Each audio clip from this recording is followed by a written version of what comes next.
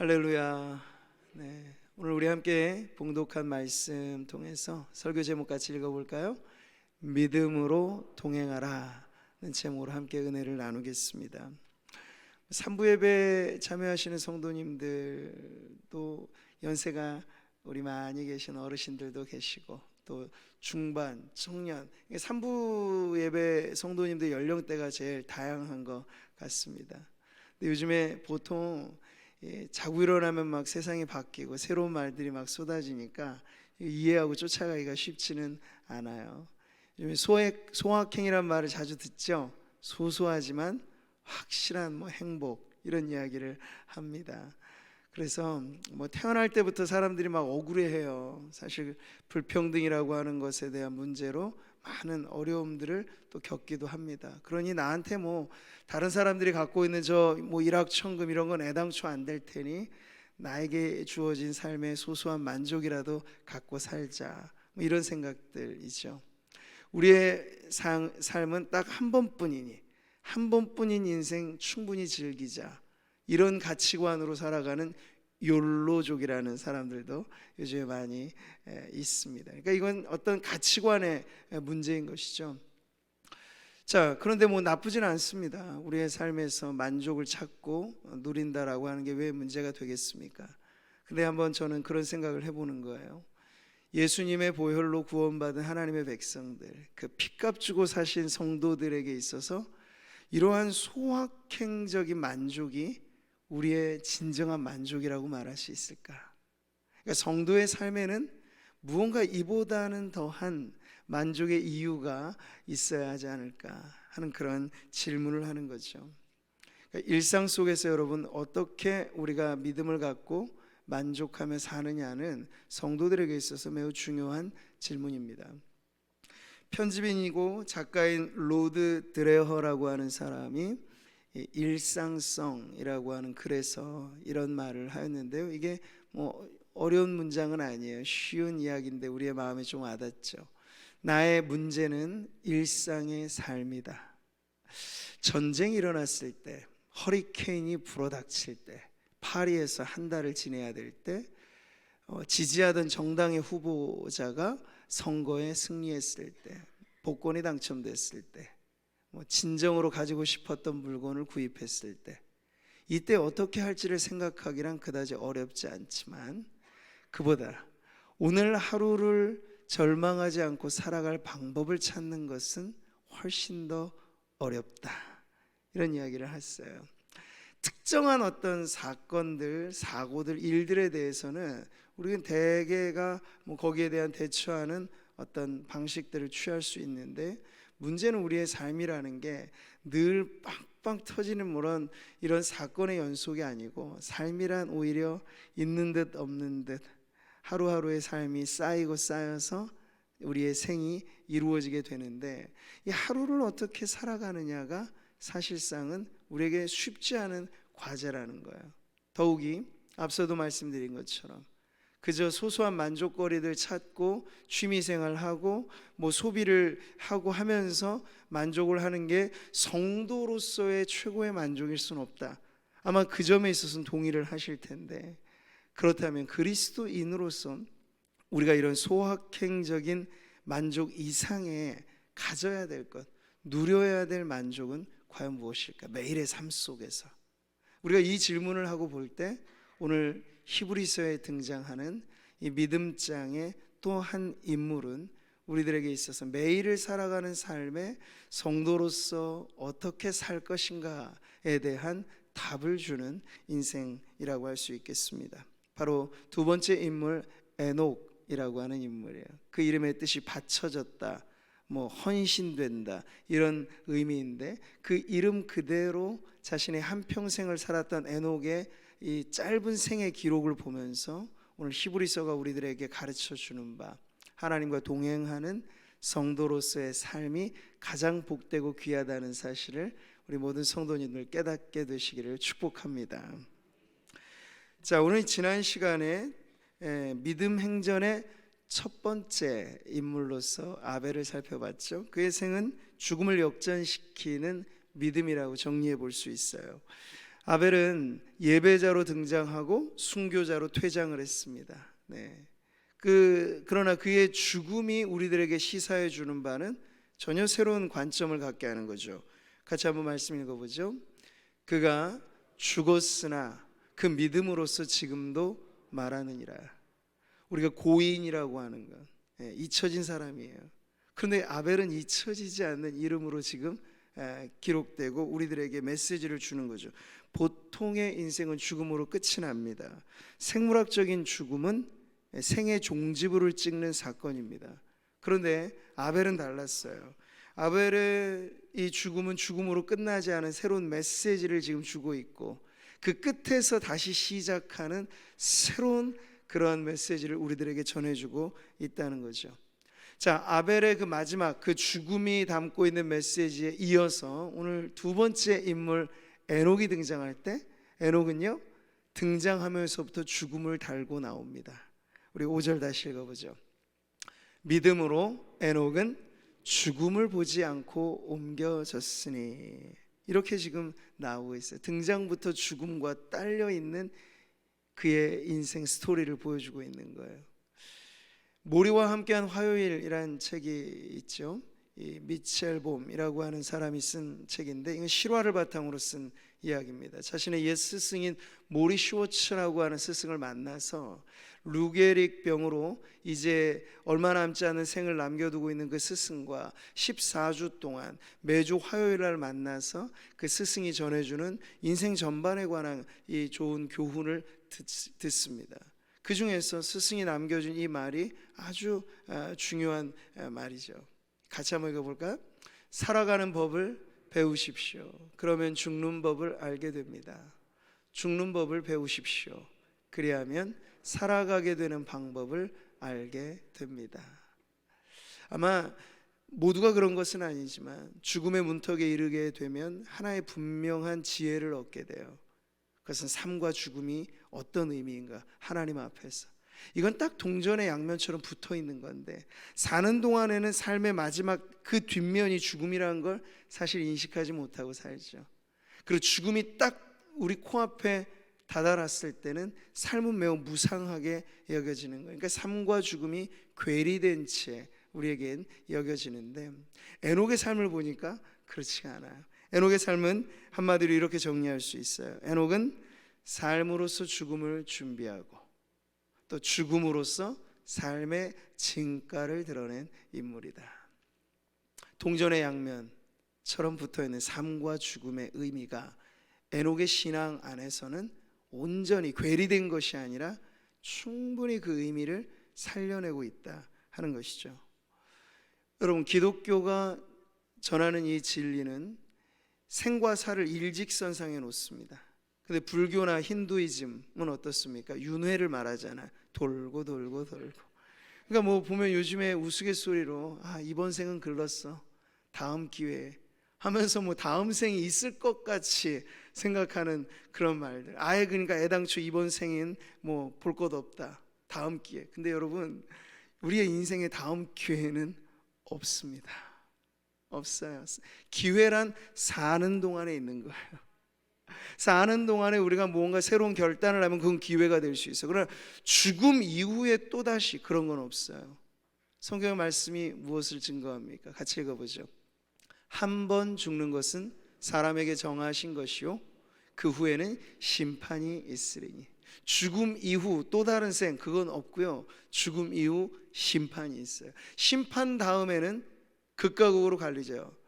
누군가는 예수 믿는 성도는 영원히 천국에서, 그리고 예수를 믿지 않는 인생들은 영원히 지옥에서, 두 가지 종류의 영원히 이제 죽음 이후 심판을 통과해서 나오게 된다는 겁니다. 자, 그러니 이토록 중요한 게 삶과 죽음의 문제예요.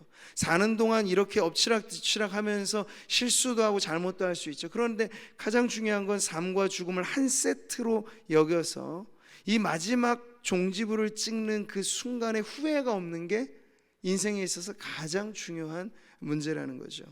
여러분, 에녹은 우리와 똑같은 인생 아니었습니까? 생로, 병, 사 모두가 인간의 굴레에 벗어남 없이 그도 살았을 텐데 한 가지의 차이가 있는 거예요. 마지막 죽음이라고 하는 그 인생의 굴레를, 그는 그 운명을 벗어난 사람으로 지금 등장합니다. 불가능한 일 아닙니까?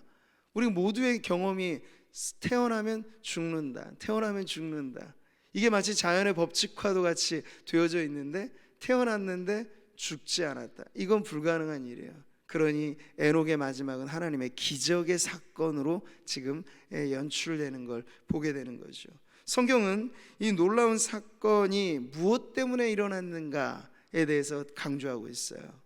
모든 사람들이 다 한 번 태어나 죽는데 에녹은 태어난 이후에 마지막 종착점을 죽음이 아닌 패스, 통과로 이렇게 끝맺음했을 때 무엇이 이것을 가능하게 하는가? 바로 성경은 믿음으로 에녹은 죽음을 보지 않고 옮겨졌다라고 가르쳐주고 있는 거죠. 자, 에녹의 믿음, 어떻게 이것이 가능하게 되었는가를 우리가 좀 더 구체적으로 살펴보면 좋겠습니다.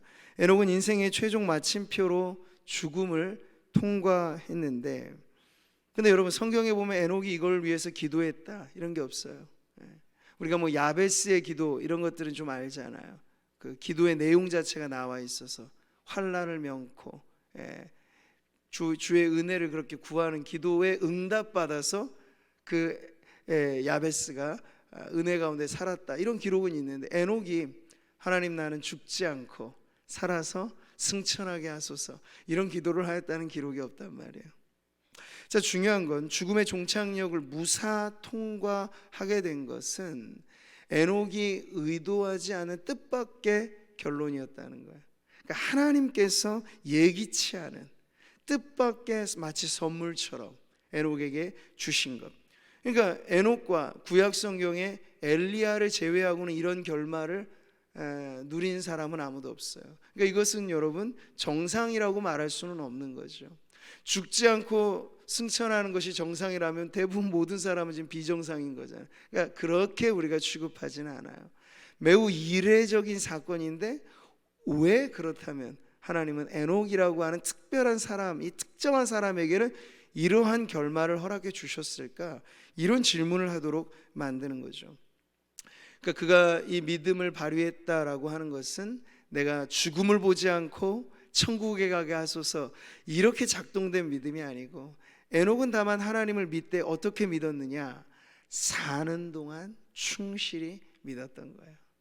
에녹의 믿음을 우리가 죽음의 결말에서 그 진가를 보게 되지만 결국 이 빛을 발하게 된 건 사는 동안 그가 하나님을 따르고 사는 동안 그가 하나님을 섬겼던 믿음의 결말로서 하나님께서 이 놀라운 복을 주셨다는 걸 가르쳐주고 있는 거죠. 그는 옮겨지기 전에 하나님을 기쁘시게 하는 자라 하는 증거를 받았느니라. 여러분 이 말씀 증거를 받았다는 게 무슨 뜻이죠? 하나님이 인정하셨다는 뜻이에요. 하나님께 어떻게 인정받았습니까? 에녹은 하나님을 기쁘시게 하는 자라는 그런 인정을 받았다는 거예요. 자, 이것이 죽음의 종착역을 무사 통과하게 된 에녹의 믿음에 대한 설명입니다. 하나님께 기쁨을 안겨드린 믿음인 거죠. 이 외에 사실 우리는 에녹의 생에 관해서 알 길은 없어요. 베일에 가려져 있습니다. 빙산일각이라고 하듯 성경의 기록상에 남겨져 있는 에녹이라고 하는 인물이 우리들에게 보여주는 건 다른 건 아무런 일체의 정보가 없어요. 성경은 그가 어떻게 엘리야야 회리바람 타고 승천했다는 기록이라도 남아있지만 에녹은 그런 어떻게 그가 떠나갔는지에 대한 아무런 기록이 없어요. 왜 거기에 대해서 침묵할까요? 중요한 에녹에 대한 질문은 어떻게 승천하고 어떻게 죽음을 보지 하고 갔느냐가 아니라 왜 하나님이 이러한 특이한 결말을 주셨는가에 대한 그 질문을 하도록 만드신 거죠. 왜라고 하는 질문을 우리가 할 때 성경은 근데 아주 그 구체적인 행실과 구체적인 결말은 모르지만 아주 분명한 답은 알 수 있어요. 그러니까 죽음을 보지 않고 이 세상을 떠난 것은 바로 하나님을 기쁘시게 하는 자로서 그가 믿음의 삶을 살았기 때문이라 하고 가르쳐 주는 거죠. 자, 성경에 특별히 구약 성경에 등장하는 많은 인물들은 앞으로 오실 메시아에 대한 예고, 미리보기라고 할 수 있어요. 이걸 예표라고 하는데 에녹도 마찬가지의 역할을 합니다. 에녹의 별명을 붙이자면 하나님을 기쁘시게 하는 자라는 별명이죠. 근데 오실 메시아 예수님이 어떤 분인가를 우리가 이해할 때 이 이름이 어떻게 드러나는지를 알 수 있어요. 예수님의 생애에 중요한 두 지점이 있는데, 하나는 세례를 받으심으로 공생애를 개막하실 때와, 또 하나는 이제 십자가를 앞두고 별세를 앞두고 변화산상에서 엘리야와 모세를 만나는 그 변화산 사건이 있습니다. 이 중요한 두 지점에 하늘의 음성이 들렸어요. 근데 그 하나님 아버지께서 들려주신 음성은 이랬습니다. 같이 한번 읽어보죠. 이는 내 사랑하는 아들이요 내 기뻐하는 자라 하시니, 이게 공생에 시작하는 세례 현장에서 들려진 음성. 근데 똑같이 변화산상에서도 아주 비슷하게 들려줍니다. 같이 읽죠. 이는 내 사랑하는 아들이요 내 기뻐하는 자니 너희는 그의 말을 들으라 하시는지라. 자, 구약에서 에녹이라고 하는 인물, 하나님을 기쁘시게 하는 자였습니다. 그는 앞으로 오실 메시아, 그분이 누구인가에 대한 그림자를 보여준 건데, 예수님이야말로 진정 하나님이 기뻐하시는 자로서 오셨고 사셨고 죽으셨고 부활하신 그 모든 생을 통해서 하나님 기쁨을 안겨드린 분이라고 소개하고 있는 거죠. 오늘 이 말씀이 우리들에게 와닿을 때 성경이 주는 교훈과 도전은 매우 분명합니다. 에녹이 그랬던 거죠. 이건 에녹만의 특이한 문제가 아니에요. 에녹이 죽음을 보지 않고 떠나갔다는 건 특이한 기록인데, 그가 사는 동안 어떤 믿음을 가졌느냐는 모든 성도들에게 공히 적용되어야 될 가르침이 되는 거죠. 하나님을 기쁘시게 하는 자로 살았던 에녹, 그리고 우리의 구원자이신 예수님이 하나님에게 기쁨을 안겨드린 분으로서 살았다 하는 것은, 이제 예수님을 믿어 구원받은 성도들이 예수님을 닮아가는 삶을 추구할 때 우리의 신앙 목표가 매우 뚜렷해지는 거죠. 저나 여러분도 마찬가지로 우리 한평생 사는 동안, 우리 나중에 묘비명에 하나 딱 단순하게 아주 짧고 굵게 우리의 생을 기록한다면 무슨 말로 우리의 인생을 장식할 수 있을까요? 저는 하나님을 기쁘시게 하는 자로 살았다. 할렐루야. 이런 기록이 사실 남는 성도가 가장 의미 있게 생과 사의 한 세트로 이루어진 우리의 인생을 실패 없이 살아가는 삶이라는 걸 가르쳐 주는 것이죠. 여러분, 우리는 뭐 에녹과 같이 죽음을 보지 않고 가는 방법을 생각하진 않아요. 물론 하나 있습니다. 우리가 살아생전 주님이 오신다면 그 일은 이루어지겠죠. 그러나 그렇지 않는다면 우리는 다 죽음의 관문을 통과할 거예요. 그러나 에녹이 보여주는 이 죽음을 넘어선 생명이란 이미 우리에게 있어서는 더 확실하게 주어진 축복이죠. 무릇 살아서 나를 믿는 자는 영원히 죽지 아니하리라 하셨을 때, 그건 생물학적인 죽음을 말하는 게 아니고 영생의 복을 이미 우리가 소유했다라는 걸 가르쳐 주시는 말씀이에요. 이런 점에서 예수를 믿는 성도들 안에는 무엇이 있습니까? 영생의 복이 있습니다. 여러분 안에 살펴보세요. 지금 그 영생이 어디 먼데 있는 게 아니고, 무슨 좋은 일을 해야 받는 게 영생이고, 무슨 돌을 닦아야 얻는 게 영생이 아니고, 예수를 믿으면 우리 안에 들어와 있는 이 영원한 생명. 그러니 그런 점에 있어서는 질적인 의미에서 에녹이나 우리에게 있어서는 큰 차이는 없어요. 이미 우리는 죽어도 다시 살아나는 부활의 소망과, 죽음이 하나님과 우리 사이를 갈라놓지 않고 오히려 네가 나와 함께 낙원에 있으리라. 오늘 내가, 그 오늘이 언제입니까? 죽음의 날이거든요. 근데 죽음이 종지부가 아니라 낙원으로 들어가는, 낙원에 입성하는 관문이 되는 성도라면 에녹과 하등의 차이가 없이 그 질적인 생명이 이미 우리 안에 넘쳐나는 그런 성도님들이 되시는 줄 믿습니다. 자, 창세기 기록이 오늘 히브리서의 병행 구절로 주어지는데 조금 차이가 있어요. 근데 보통 히브리서 기자가 지금 사용하는 그 당시에 1세기 사도들이든지 모든 성도들이 애용했던 성경은 히브리어로 쓰여진 구약 성경을 그 당시에 통용어인 그리스어로 번역된, 이걸 70인경이라고 하는 번역 성경이라고 말하는데 그렇게 많이들 쓰였습니다. 근데 우리나라 말도 마찬가지예요. 영어든지 어떤 외국어를 한글로 번역하면 똑같이 번역되기란 쉽지 않아요. 그 나라의 문화가 있고 그 여러 가지 차이들을 고려해서 번역을 하기 때문에. 그래서 지금 창세기에 기록된 내용과 히브리서는 그 말씀을 거의 인용한 내용이라고 보는데 차이가 조금 나는 이유는 바로 히브리서 기자가 그 당시에 이 70인경에 나와 있는 말씀으로 인용을 했다고 보는 거예요. 자, 그런데 의미에 조금의 차이는 있지만 에녹이라고 하는 실존 인물의 생 그 자체는 창세기의 보도나 히브리서의 증거나 크게 다르진 않습니다. 근데 창세기는 지금 어떻게 에녹의 생을 보여주고 있습니까? 우리 몇 구절 같이 한번 읽어보도록 하죠. 에녹은 65세에 무두셀라를 낳았고 무두셀라를 낳은 후 300년을 하나님과 동행하며 자녀들을 낳았으며. 자, 이 에녹의 생을 아주 짧게 소개시켜주는 이 말씀은 바로 아담의 족보 안에 담겨진 기록이에요. 그 아담의 족보의 특징은 누가 몇 세에 누구를 낳고 몇 년 살다가 죽었더라. 모두가 다 똑같은 형식이에요. 누구를 몇 세에 낳고 몇 년간 살다가 죽었더라. 그 족보가 쭉 이어지는데 아담의 7대 손으로 등장하는 그 중간에 끼어있는 에녹이라고 하는 인물에서 이게 틀려져요. 비틀어져요. 첫 번째는 죽음의 기록이 없어졌고, 근데 그것만이 중요한 게 아니에요. 더 중요한 내용을 우리는 여기서 보는 거죠. 에녹의 생이 다른 많은 사람은 자녀 놓고 살다가 죽었다, 아주 평범하게 이를 데 없는 그러한 삶으로만 기록되는데 에녹은요 특이한 기록이 여기 있어요. 그 아들 무두셀라를 낳은 후 하나님과 동행하였다 300년간. 그리고 나중에 또 이 24절에도 같이 나와 있죠. 에녹이 하나님과 동행하더니.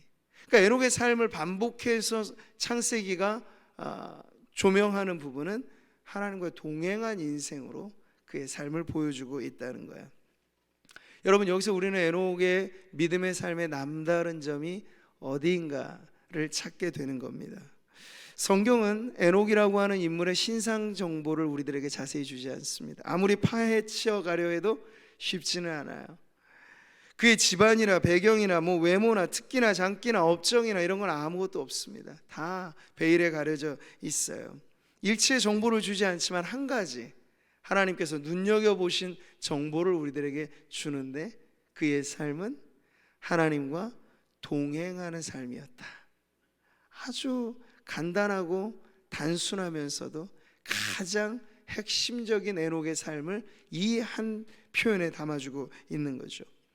에녹은 365세를 향수했습니다. 죽음을 보지 않고 가기는 하였으면 이생에서의 삶은 딱 그랬어요. 근데 365년이라 오늘의 기준으로 보면 이거 엄청나게 장수하신 건데 당시의 기준으로 봐야죠. 그때는 자그마치 아담이나 대개 노아의 홍수 심판 이전까지는 이게 생의 기대 수명이 뭐 700, 800, 900세까지 거의 1000년을 살았던 시대. 상상이 안 되죠, 사실. 한 사람의 인생이 1000년을 가까이 산다. 근데 그런 시대에 365년을 살았다. 이건 단명한 거예요. 오늘로 말하면 젊은 나이에 죽은 요절과도 비슷한 거예요. 많은 사람들이 예나 지금이나 손꼽는 복 중에 복이 뭡니까? 장수잖아요. 근데 에녹은 그런 점에서 복받은 인생으로 기록되는 건 아닌 거죠. 후손들에게 있어서도 우리 아버지는, 우리 할아버지는 왜 이렇게 짧은 생을 사신 걸까? 이런 생각이 들 정도로 아주 특이하게 짧은 삶을 살았어요. 근데 혹여나 사람들이 오해할까봐 하나님께서는 그가 단명했다, 요절했다, 그게 아니고 죽음을 보지 않고 옮겨졌다. 어떤 의미에서 하나님께서 그를 너무 기뻐하신 나머지 빨리 그를 좀 데려가시려고 그를 불러가신 느낌으로 이렇게 그의 생이 기록되어져 있는 거죠. 자, 그럴 때 여러분, 우리는 에녹의 생을 한 줄로 이렇게 정리할 수 있습니다. 에녹의 인생 전기는 다름 아닌 하나님과의 동행기였다라고 말이죠. 하나님과 보조를 맞춰 한 걸음 한 걸음 걸어갔던 그 동행하였던 인생이 그의 평생이었다라고 말하는 거예요.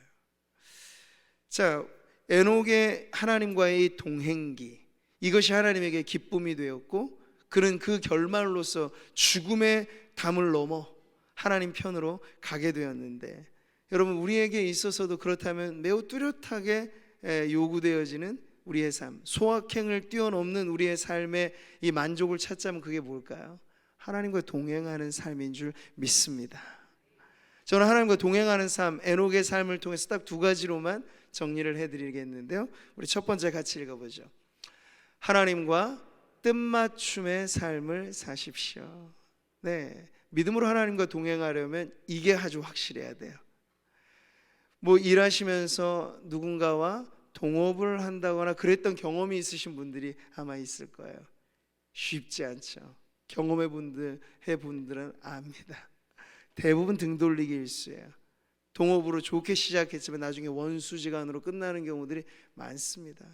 이해 타산이 섞이고 여러 많은 갈등들이 생기면 이게 다 깨어지게 되는데, 그만큼이나 어려운 게 함께 한다는 거예요. 근데 여러분, 가장 최소의 조건이 그래서 필요해요. 하나님과 동행하려면. 그게 뭘까요? 두 사람이 뜻이 같지 않은데 어찌 동행하겠습니까? 동행에 있어서 최소의 가장 중요한 조건은 뜻을 맞춰야 된다는 겁니다. 자, 그렇다면 우리가 하나님과 동행한다라고 했을 때 하나님의 뜻에 우리의 뜻을 맞춰야겠죠. 우리가 날마다 성경을 읽는 이유는 뭡니까? 그냥 이게 성경이기 때문에 경을 외듯이 이렇게 막 읽는 겁니까? 아니에요. 여기서 하나님의 뜻을 발견하기 위해서. 매일에 우리가 말씀을 펼칠 때 하나님께서는 말씀을 통해 매일같이 새롭게 우리에게 하나님의 뜻을 깨닫게 해주신다고요. 그렇기 때문에 우리가 말씀을 열고 이 말씀에서 깨달은 하나님의 뜻을 우리의 삶에 이루어 가려고 또 기도를 하는 거죠. 그러니까 말씀과 기도가 신앙생활의 중심이 되는 건 하나님의 뜻을 깨닫고 그 뜻대로 살아가기 위함인 거예요. 할렐루야. 세월을 아끼라, 때가 악하니라. 같이 읽어보죠. 그러므로 어리석은 자가 되지 말고 오직 주의 뜻이 무엇인가 이해하라. 하나님이 우리에게 머리를 주신 건 장식으로 달고 다니라고 주신 게 아니고 하나님의 뜻을 이해하라고, 머리는 그렇게 쓰라고 주신 거예요. 말씀을 읽고 우리가 지금도 이 성경이 기록된 때만이 아니라 지금으로 따지면 더 악한 시대를 살고 있어요. 하나님 보시기에는 아마 물가에 내놓은 아이들 같은 모습이 우리 성도들의 삶의 현장이 아닐까 싶어요. 예배당 문만 밖에 들어가면 우리를 위협하는 건 바이러스만이 아니고 영적인 위해한 환경이 우리에겐 지금 너무나 팽배해져 있습니다. 세상 문화가 그렇고 법이 그렇고 모든 삶의 여건들이 하나같이 이제 신앙생활하기 편안해지는 환경이 아니라 불편해지는 환경으로. 근데 주님 다시 오시는 날이 가까워질수록 세상에는 종말이고 우리에게는 소망이지만 세상이 종말로 치닫는다라고 하는 건 무질서가 더 팽배해진다는 이야기니까 우리는 그것마저도 이상하게 여길 필요는 없습니다. 다만 정신 바짝 차리고 이 험한 정글 같은 세상에서 길을 잃어버리면 안 되니까 주의 뜻이 어디인가, 주님의 손 붙잡고 헤쳐나가기 위해서 주님과 보조를 맞추는 그런 동행의 삶을 힘써야 될 줄 믿습니다. 하나님과 뜻맞춤, 여러분 매일같이 하나님의 말씀을 통해서 그 뜻에 여러분의 의지를 맞추고, 그렇게 예수님 겟세마네 동산의 기도가 위대했던 건 뭡니까? 아버지, 내 뜻대로 나의 원대로 마옵시고 아버지의 뜻대로 아버지의 원대로. 이게 사실 최상의 기도예요. 하나님 내게 이것을 주십시오, 이걸 받기 원합니다, 다고 막 이렇게 하는 그런 간절함이 기도의 한 편이라면, 그러나 기도의 가장 완숙미 있는 단계는 그것마저도 내려놓고 주님의 원대로 하십시오. 나는 그 뜻에 복종하겠나이다. 나의 삶을 통해 주님의 뜻이 이루어지기를 원합니다. 바로 그런 기도를 예수님께서 생애 마지막에 아름답게 남겨놓으신 것, 우리도 살아가되 하나님과 그렇게 뜻을 맞춰 살라는 가르침을 주신 거죠. 자, 두 번째 같이 읽어보겠습니다. 하나님과 일상적인 교제를 나누십시오. 믿음으로 하나님과 동행하려면 이게 너무나 중요해요. 동행은 이벤트가 아닙니다.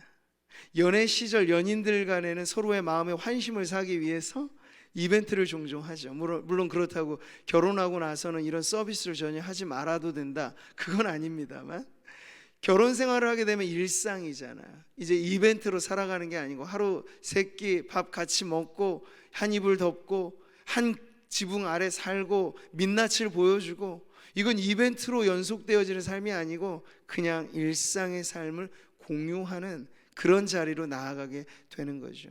근데 하나님과 우리 사이도 마찬가지예요. 하나님의 자녀가 되었다, 그리스도의 신부가 돼, 이건 다 가족관계의 비유잖아요. 그럼 하나님은 일상의 자리에서 우리의 아버지이신 거고, 그리스도는 우리의 일상의 자리에서 신부이신 거지, 가끔 1년에 한 번 주님을 경축하기 위해서 무슨 절기 때 주님께 이런 특별 이벤트를 만들어 드려서 주님이 기뻐하시는가, 그게 아니라는 거예요. 매일의 삶 속에서 하루하루 쌓이고 쌓인 우리의 평생의 삶을 살아가는 동안에 주님의 손 꼭 붙잡고 걸어가는 삶, 이게 바로 주님과 동행하는 삶인 줄 믿습니다. 코로나 시대에 많은 사람들이 하소연하는 말, 일상을 빼앗겼다, 이런 말들을 하죠. 평상시엔 당연한 것들이 이제는 당연하지 않게 됐어요. 친한 친구 만나서 소소한 환담을 나누고, 명절 되면 친척들 오고 가면서 서로 기쁨의 교제도 나누고 했던 그런 시절이 지금 딱 단절이 돼 버리니까, 비대면의 사회가 가지고 있는 이 인간적인 아쉬움은 바로 그런 거예요. 접촉이 불가능해지고 그냥 모든 걸 다 접속으로만 때워야 되는 이러한 시대에 안타까움이 있는 거죠. 자, 그럼에도 불구하고 여러분, 성도들은 참된 위로가 있습니다. 뭐냐면 하늘 아버지와 우리 사이에는 언제나 비대면은 없다는 사실이에요. 우리 하나님은 영이시니, 영이신 하나님은 아니 계신 곳이 없으신 분인 줄 믿습니다. 이게 무소부재하시다는 뜻이에요. 예배당 안에, 지금 우리가 예배할 때 주님은 우리와 함께 하십니다. 근데 이뿐만이 아니라 여러분이 예배당 문을 열고 나아가는 그 순간, 걸음걸음마다 주님은 우리와 동행하십니다. 근데 우리가 이제 그 주님을 믿음으로 바라보면서, 모래 위에 발자국이라는 시도 있잖아요. 우리는 인생의 가장 힘든 순간에 내 발자국만 찍힌 거라고 하는 하소연을 하는데, 그게 아니에요. 믿음으로 주님을 바라보고 동행하면 가장 힘들고 어려운 순간 주님이 우리를 등에 업고 가시기 때문에 오히려 한 사람의 발자국만 보인다는 거죠. 그렇게 주님은 한시도 우리를 떠나지 않으십니다. 문제는 우리가 주님을 떠나지 않는 거예요. 주님과 우리 사이에 맞잡은 손은 이렇게 붙들고, 이게 로마식 악수법이에요. 한쪽에 놓아도 상대방 안 놓겠다는 신뢰를 표현해 주는 거죠. 우리의 신앙이 때로는 흐리멍텅해질 때가 있고, 이게 손을 놓아질 때가 있어요. 그런데도 여러분 안심하십시오. 하나님이 한번 우리를 붙잡은 손은 놓아지는 법이 없기 때문입니다. 문제는 우리가 주님을 붙잡는 것이에요. 하나님은 우리의 붙잡은 손 놓지 않으시는데, 우리가 조금 힘들고 어려운 일이 있을 때 그 손 놓아버리고, 아니면 때로는 우리에게 주어진 게 너무 많아서 흥청망청 탕자처럼 이것 좀 쓰고 즐기고 살려고 아버지 집 떠나는 일들이 일어나기 때문인데, 여러분, 일상을 주님과 공유하듯 하늘 아버지를 우리의 매일의 삶 속에 내 아버지로 모시고, 신랑 되신 예수 그리스도를 매일의 내 삶 속에 아주 친밀하게 교제하면서 살아가는 것, 그것이 믿음으로 주님과 동행하는 삶인 줄 믿습니다. 사랑하는 성도 여러분, 코람데오라는 말을 종종 들으시죠? 이게 무슨 뜻입니까? 하나님의 목전에서 사는 삶이라는 거예요. 내가 아무리 이리저리 많이 방황하고 다녀도, 새벽 날개 치며 바다 끝에 가도 거기서도 주님의 나와 함께 하신다. 우리는 주님의 시선을 벗어날 수 없어요. 이 코람데오라는 이 고백은, 하나님의 시선은 그러한데 이제 우리도 매일의 삶 속에 주님과 동행하면서 주님과 눈맞춤을 하고 뜻맞춤을 하고 일상을 주님과 공유하면서 이벤트적인 신앙이 아니라 인격화된 우리의 신앙, 1년 365일, 에로기 왜 365년을 살았는가? 오고 오는 모든 세대들, 그들이 살아가는 365일이라고 하는 꽉 찬 인생을 여러분도 나와 같이 주님과 동행하며 사십시오. 아마 그 수에는 상징적인 의미가 있지 않을까 싶어요. 우리는 그렇게 한 해를 살고 하루를 살고 시간 속에 우리의 일상의 공간 속에 살아가는데 그 모든 삶의 자리에 주님을 모시는 겁니다. 그래서 여러분, 소박하지만 우리의 밥상 앞에서 기도할 때 일상의 자리에서 주님을 초대하는 거예요. 예. 혼밥 하시면서 외로워만 하지 마시고 때로는 그 밥상에 함께 하시는 주님의 임재를 경험하게 되는 거죠. 여러분, 하나님의 임재를 경험한다는 건 어떤 기상천외한 사건만을 말하진 않아요. 우리가 믿음으로 늘 주님과 마음이 연결되어져 있기만 하다면, 아주 그야말로 주부들은 이 가정에서 굳은 가사의 일을 할 때에도 하나님의 임재를 그곳에서 경험할 수 있다는 거예요. 믿으시기 바랍니다. 그러니까 우리가 예배당에 모여서 예배하는 건 성도들이 다 함께 그 임재를 경험하는 것이고, 흩어져서 홀로 살아가는 그 자리에서는 나 홀로가 아니라 주님과 함께 그 삶을 동행하며 살아가는 삶의 동행기가 이어지게 되는 것이죠. 이제 말씀을 맺으면서 저와 여러분 안에 딱 두 가지 선명한 글귀가 오늘 새겨지기를 바랍니다. 같이 한번 읽어볼까요? 하나님과 동행하는 믿음으로 하나님의 기쁨이 되라. 하나님의 기쁨이 되려면 하나님과 동행해야 됩니다. 하나님과 동행하는 삶을 사는 일을 하나님은 기뻐하십니다. 이 두 가지가 에녹의 삶의 전부예요. 오늘 우리가 앞으로 얼마간을 더 살지는 아무도 모릅니다. 그러나 여러분, 생의 온전한 의미는 길이에 있지 않아요. 어차피 우리는 짧든 길든 영원으로 가게 될 것입니다. 영원한 주님의 나라에서 살게 될 것입니다. 그러니 우리에게 주어진 생의 길이가 어찌 되든지 그보다 더 중요한 건 하나님과 동행하는 한 평생, 그래서 하나님께 기쁨을 하나가득 안겨드리는 그런 인생으로 살아가시기를 축복합니다. 이게 바로 빛난 믿음이에요. 오늘 마지막으로 한 구절 읽어보죠. 믿음이 없이는 하나님을 기쁘시게 하지 못하나니 하나님께 나아가는 자는 반드시 그가 계신 것과 또한 그가 자기를 찾는 자들에게 상 주시는 이심을 믿어야 할지니라. 아벨의 삶에도 이 말씀이 적용되고 에녹의 삶에도 적용되고 뿐만 아니에요. 뒤에 노아의 삶, 아브라함의 삶, 믿음의 선진들의 모든 삶이 사실 이 6절에 다 포함되어 있어요. 그분들은 또 우리가 어떻게 살아가야 될지를 보여주는 그 인생은 바로 이것이에요. 삶의 모든 자리에서 일상을 하나님과 공유하며 하나님의 계신 것을 우리의 삶의 자리에서 인정하며, 그렇기 때문에 성도들은 부도덕하지 않는 거예요. 부도덕하지 않아야 구원받기 때문이 아니고, 구원받았기 때문에 하나님과 일상을 공유하는 성도들이 세상 사람들보다 더 윤리 도덕면에서 떨어진다는 건 주님과 공유하는 삶을 지금 못 살고 있다는 얘기죠. 바로 이러한 의미에서 우리는 세상이 부러워할 만한 인격자로서 나날이 살아가기를 힘써야 하는 것입니다. 사랑하는 성도 여러분, 하나님을 찾는 자, 그에게 상 주시는 이심을 에녹이 믿었을 때 최고의 상을 받았습니다. 죽음을 이기는 승리 말이죠. 이것은 이미 저와 여러분이 그리스도 예수 안에서 받은 선물인 줄 믿습니다. 영생의 축복을 힘입어서 오늘 살아가는 삶이 고될지라도 여러분 매일의 삶에 주님을 모시고 주님과 동행하기를 힘쓸 때 우리도 에녹처럼 주님께 기쁨을 안겨드리는 그런 하나님의 복된 자녀가 될 줄 믿습니다.